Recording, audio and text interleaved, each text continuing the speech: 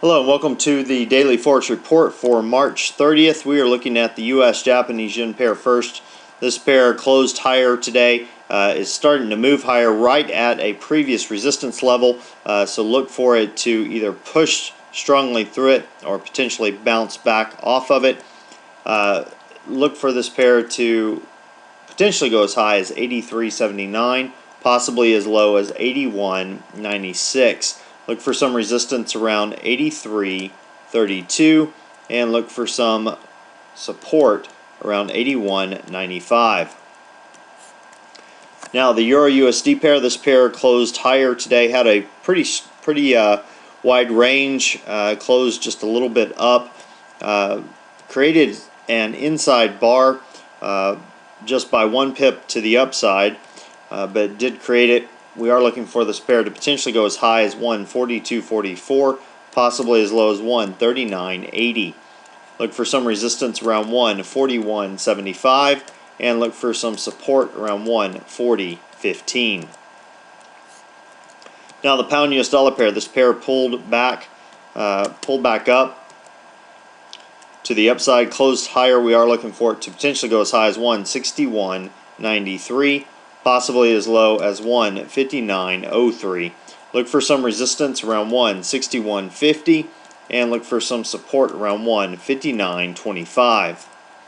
Now the US Swiss, this pair moved much higher today, broke through previous highs over the past couple of sessions, pulled back to close lower. We are looking for it to potentially go up and hit resistance around 0.9275, possibly moving down and hitting support at 0.9125. Now, as far as news analysis go, we have the German unemployment change for March being released tomorrow at 3:55 a.m. Eastern Time. Of course, that will affect the euro. Consensus on this is that it's moved a little bit higher from, or basically moved up from a negative 52K to 29K. We also have the gross domestic product for the Canadian dollar being released at 8:30 a.m. Eastern Time, and no consensus on that. Previous was 3.2%. We also have the Chinese releasing their PMI manufacturing for March, and that's at 9 p.m. Eastern Time. Consensus on that is that it's moved higher from 52.2 to 54.3.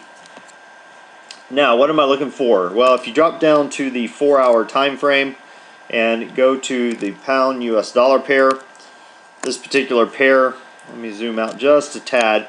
You can see it had a strong move to the downside, moved sideways, did surge up, but it's moved into an area of resistance that it just hadn't broken through yet, and it's tested it 3 times now.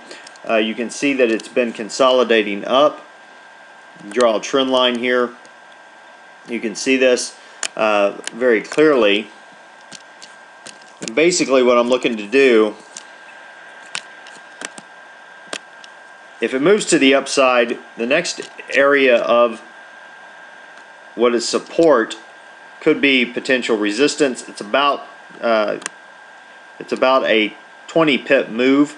I do believe if it surges to the upside, it'll zip through that 20 pips very quickly, and you could grab 20 pips. If you want to let it run a little higher, potentially could grab about 50. Now to the downside, if it breaks to the downside, I do believe we will get down to about this area, around the 159.81 mark. Let me zoom back in. Kind of take a look at this. So in either direction it goes, if it comes down and breaks, look to go short. I'm looking to go short, grabbing about 50 pips, putting my stop loss right about here at about 45 pips up. If it breaks to the upside, looking to grab about 20 pips there, potentially going up to about 45 pips, putting my stop loss about 45 pips down on this one, right below this trend line. I do believe we'll see that probably occur in the next 4 hours to 8 hours. Definitely over the course of this next session we should see it break out, most likely to the upside but possibly to the downside. Either way, I'm looking to grab pips out of the market.